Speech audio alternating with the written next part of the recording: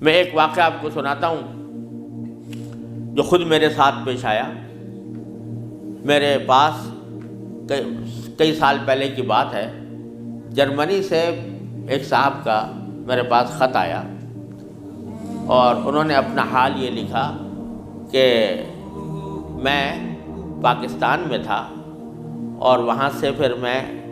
روزگار کی تلاش میں جرمنی آ گیا۔ جرمنی جب آیا تھا تو اس وقت دین کا کوئی احساس میرے دل میں نہیں تھا، دین کی کوئی فکر میرے دل میں نہیں تھی۔ میں صرف دنیا کمانے کے لیے یہاں پر آ گیا تھا، تو نہ اپنے دین کی کچھ خبر تھی، نہ معلومات تھی، نہ اس پر عمل تھا۔ لیکن یہاں پر رہتے رہتے میں نے ایک کرسچن لڑکی سے میرے تعلقات ہو گئے اور پھر میں نے اسے شادی کر لی۔ شادی کے بعد بھی کوئی دین کی طرف رغبت پیدا نہیں ہوئی، کوئی احساس پیدا نہیں ہوا۔ لیکن جب اولاد ہو گئی اور اولاد ذرا نشو و نما پانے لگی، ذرا سی وہ سمجھدار ہونے لگی، تو اس وقت میں نے دیکھا کہ میری کرسچن بیوی وہ اولاد کو کرسچینٹی پڑھا رہی ہے اور کرسچینٹی کی تعلیم دے رہی ہے۔ تو اس وقت میرے دل کا اندر کا سویا ہوا مسلمان جاگا کہ یہ میری اولاد ہے اور یہ کرسچن بننے جا رہی ہے، میری بیوی اس کو کرسچینٹی پڑھا رہی ہے۔ تو میں نے اپنی بیوی سے کہا کہ تم اس کو یہ کرسچینٹی مت پڑھاؤ۔ بیوی نے کہا میں کیوں نہ پڑھاؤں، یہ میری بھی اولاد ہے اور میں اس کو حق سمجھتی ہوں، تو اپنی اولاد کو بھی ویسے ہی بنانا چاہتی ہوں۔ میں نے کہا نہیں، کرسچینٹی حق نہیں ہے، اسلام برحق ہے۔ تو اس نے کہا مجھے ثابت کرو کہ کیوں برحق ہے اسلام اور کرسچینٹی میں کیا خرابی ہے۔ تو اب میرے پاس علم تو تھا نہیں، مجھے اپنے دین کا بھی پتہ نہیں تھا، کرسچینٹی کا بھی پتہ نہیں تھا، لہذا جب وہ بات کرتی تو میں اس کا جواب دینے کے لیے کی پوزیشن میں نہیں تھا، اس کے سوالات کا جواب نہیں دے سکتا تھا، اس کے اعتراضات کا جواب نہیں دے سکتا تھا۔ تو میں اس مشکل میں ہوں کہ میری اولاد وہ میری بیوی کی تعلیم و تربیت کے نتیجے میں کرسچن بننے جا رہی ہے اور میرے دل پر آرے چل رہے ہیں، میں کچھ کر نہیں سکتا۔ تو آپ مجھے کوئی طریقہ بتائیے۔ یہ خط میرے پاس آیا تو میں نے اللہ تبارک و تعالیٰ سے دعا کی کہ اللہ کوئی ایسی تدبیر دل میں ڈال دیجیے کہ جس سے اس بیچارے مسلمان کی مشکل حل ہو۔ تو میں نے اس کو لکھا کہ ایک تو میری کتاب ہے واٹ از کرسچینٹی کے نام سے، جس میں کرسچینٹی کے بارے میں تفصیل ہے، تو وہ کتاب میں نے بھیجی اور ساتھ میں اس سے کہا کہ آپ اپنی بیوی سے بحث کرنا بند کر دیں، کیونکہ بحث کرنے سے کچھ فائدہ نہیں ہوگا، آپ کو خود معلومات نہیں ہے اور بحث کرنے سے ویسے بھی فائدہ نہیں ہوتا۔ جب بحث مباحثہ شروع ہوتا ہے تو ہر ایک آدمی چاہتا ہے دوسرے کو زیر کر دے، اس سے کوئی خاص فائدہ نہیں ہوتا۔ تو آپ بحث کرنا تو بند کر دیں، البتہ ان کو دو باتوں پر آمادہ کر لیں۔ ایک بات تو یہ کہ اس سے یہ کہیں کہ بھئی خدا کو تم بھی مانتی ہو اور میں بھی مانتا ہوں، اور یہ بھی مانتی ہو کہ خدا سے دعا کی جاتی ہے، تو آؤ ہم دونوں بیٹھ کر یہ دعا کریں، اکٹھے بیٹھ کر یہ دعا کریں کہ یا اللہ اگر اسلام برحق ہے تو ہمارا سینہ اسلام کے لیے کھول دیجئے، اس پر عمل کی توفیق عطا فرمائیے، اور اگر کرسچینٹی برحق ہے تو پھر کرسچینٹی کے اوپر ہمارا دل کو مطمئن کر دیجئے۔ دونوں مل کے یہ دعا کیا کریں۔ ایک تو اس بات پر اس کو آمادہ کریں، دوسرے اس بات پر آمادہ کریں میں کتاب بھیج رہا ہوں کہ وہ کتاب کا مطالعہ کر لیں۔ میں نے یہ لکھ تو دیا، اللہ تعالیٰ سے دعا بھی کی کہ اللہ میں نے لکھ تو دیا ہے، اس کو مؤثر و مفید بنا دیجئے۔ کچھ عرصے کے بعد اس ساتھی کا خط آیا، اس نے لکھا کہ الحمدللہ میری بیوی نے آپ کی دونوں باتیں تو مان لی ہیں اور کہا کہ یہ دعا بھی کروں گی اور یہ کتاب بھی پڑھوں گی، لیکن ابھی کوئی فرق نہیں آیا، معاملہ جوں کا توں ہے۔ تو میں نے پھر ان کو خط لکھا کہ آپ گھبرائیں نہیں اور اس عمل کو جاری رکھیں، دعا کرتے رہیں، تو گھبرائیں نہیں۔ اس کے کچھ عرصے کے بعد ان کا خط آیا میرے پاس، اس میں انہوں نے لکھا کہ عجیب و غریب واقعہ ہو گیا وہ یہ کہ میری بیوی وہ کسی جگہ کوئی ڈگری کورس کر رہی تھی، اس سلسلے میں یونیورسٹی گئی، اور یونیورسٹی سے واپس آتے ہوئے ہم دونوں واپس آ رہے تھے، وہ گاڑی ڈرائیو کر رہی تھی، میں اس کے برابر میں بیٹھا ہوا تھا، تو اچانک اس نے گاڑی ایک جگہ روک کر اور اس نے اپنا سر اسٹیئرنگ کے اوپر جھکا لیا اور بے تحاشا رونے لگی۔ میں سمجھا کہ خدا نہ کرے اس کے اوپر کوئی دل کا دورہ پڑا ہے یا کوئی تکلیف ہوئی ہے، تو میں پریشان ہوا۔ میں نے پوچھا کیا بات ہے، تو روتے روتے اس سے بولا نہیں جا رہا تھا۔ بمشکل جب میں نے بار بار پوچھا تو اس نے ایک جملہ کہا کہ میں اور کوئی تکلیف نہیں ہے، بس مجھے تم مسلمان بنا، اسلام میں قبول کرنا چاہتی ہوں۔ کہتے مجھے اپنے کانوں پر اعتبار نہیں آیا کہ یہ وہی عورت ہے کہ جو اتنی شدت کے ساتھ مجھ سے بحث کیا کرتی تھی، اور اب یہ کری کہ میں نے کیا کہا، تو بار بار میں نے اس سے پوچھا تو اس نے کہا کہ نہیں، میں سچ کہہ رہی ہوں کہ مجھے مسلمان ہونا ہے، تو مجھے کہیں لے جا کر مجھے مسلمان بناؤ۔ میں پھر اس کو فوراً اسلامی سینٹر میں لے گیا، وہاں جا کے اس نے کلمہ شہادت پڑھا، مسلمان ہوئی، اور اس نے خط میں لکھا تھا کہ یہ اتفاق سے یہ دن رمضان کا تھا، اور آج پہلا موقع ہے کہ ہم دونوں نے سحری میں اٹھ کر ہم دونوں نے اکٹھا روزہ رکھا ہے، اور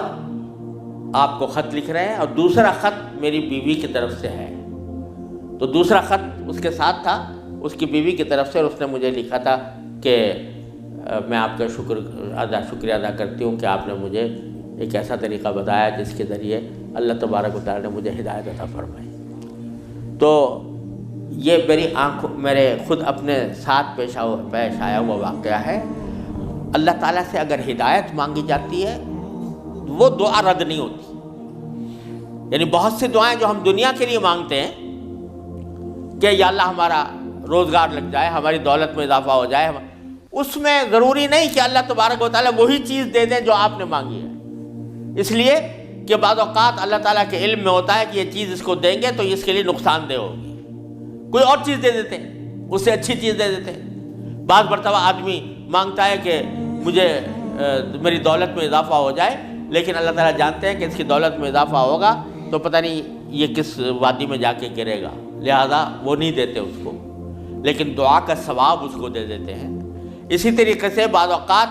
دنیا کے بارے میں اگر یہ ہو کہ بھئی یا اللہ میاں مجھے محسن فرض کرو کہ بیمار ہے تو شفا مل جائے، تو بیماری کے اندر بعض اوقات اللہ تعالیٰ جانتے ہیں کہ اس کا بیمار رہنا ہی اس کے حق میں زیادہ فائدہ مند ہے، تو وہ بعینی ہی وہ چیز نہیں دیتے لیکن اس سے اچھی چیز عطا فرما دیتے ہیں۔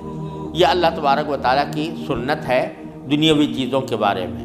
لیکن اگر کوئی ہدایت مانگے سچے دل سے، یا اللہ مجھے ہدایت دے دے، یا اللہ مجھے سیدھے راستے پر چلنے کی توفیق دے دے، یا اللہ میری اولاد کو سیدھے راستے پر چلنے کی توفیق دے دے، تو یہ دعا رد نہیں ہوتی، اور یہ دعا ضرور قبول ہوتی ہے بشرطے کہ مانگنے والا ہو، سچے دل سے مانگے، خشوع کے ساتھ مانگے، اللہ تعالیٰ سے مانگنے کے انداز میں مانگے، تو اللہ تبارک و تعالیٰ وہ دعا رد نہیں فرماتے۔ بلکہ میرے شیخ حضرت عارفی رحمۃ اللہ علیہ فرمایا کرتے تھے کہ اپنے اللہ میاں سے جب کوئی مانگو تو مچل کر مانگا کرو، یعنی اپنے اللہ میاں سے باتیں کیا کرو، کہہ دیا کرو یا اللہ یا تو مجھے ہدایت دے دیجئے ورنہ آخرت میں مجھ سے مواخذہ نہ فرمائیے گا، یا تو مجھے ہدایت دے دیجئے، گناہوں سے بچا لیجئے، اپنی نافرمانیوں سے بچا لیجئے، یا پھر آخرت میں میری گرفت نہ فرمائیے گا۔ تو بندہ جب اس طرح مانگتا ہے تو اللہ تبارک و تعالیٰ ضرور عطا فرماتا ہے، ہدایت ملتی ہے، اور ساتھ ساتھ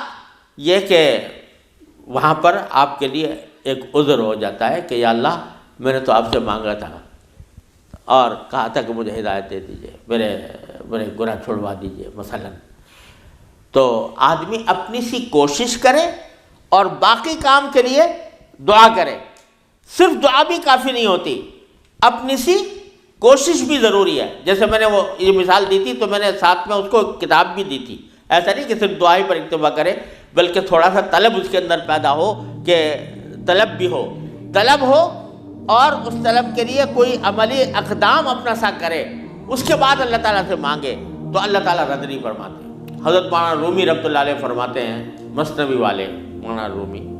فرماتے ہیں کہ دیکھو حضرت یوسف علیہ السلام کا واقعہ دیکھو کہ ان کو جب زلیخا نے ورغلایا، گناہ کے اوپر آمادہ کرنے کی کوشش کی، تو قرآن کریم میں ہے کہ اس سے پہلے اس نے سارے دروازوں پر تالے ڈال دیے تھے، غلقت الابواب، سارے دروازوں پر تالے ڈال دیے تھے، اور پھر حضرت یوسف علیہ السلام کو بہکایا، ورغلایا۔ تو حضرت یوسف علیہ السلام آنکھوں سے دیکھ رہے تھے کہ سامنے دروازوں پر تالے پڑے ہوئے ہیں، نکلنے کا راستہ نہیں ہے، لیکن انہوں نے یہ سوچا کہ میرے بس میں اتنا ہے کہ دروازے تک چلا جاؤں، بھاگ گئے، تو بھاگ گئے، دروازے تک پہنچ گئے، اور وہاں جا کے مانگا اللہ تعالیٰ سے کہ یا اللہ یہاں تک پہنچنا تو میرا کام تھا، آگے دروازے سے باہر نکالنا اور اس گناہ سے مجھے بچانا آپ کا کام ہے۔ تو نتیجہ یہ ہوا کہ دروازے کے تالے ٹوٹ گئے اور داخل۔ تو مولانا رومی فرماتے ہیں کہ گرچہ رکھنا نیست عالم را پدید، خیرہ یوسف وار می باید دوید، اگرچہ تمہیں اس دنیا کے اندر تمہیں کوئی راستہ نظر نہیں آ رہا، گناہوں سے بچنے کا،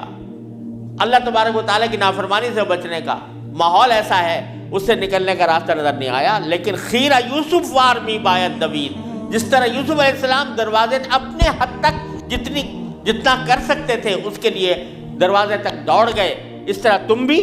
دوڑ جاؤ اور پھر اللہ تبارک و تعالیٰ سے مانگو، تو اللہ تبارک و تعالیٰ انشاءاللہ رد نہیں فرمائیں گے۔ اس لیے میں عرض کرتا ہوں کہ اپنے معمولات میں، روزمرہ کے معمولات میں یہ بات شامل کریں کہ رات کو سونے سے پہلے اللہ تبارک و تعالیٰ کی بارگاہ میں اپنی بھی اور اپنی اولاد کی بھی، اپنے گھر والوں کی بھی ہدایت کی دعا فرمائیں۔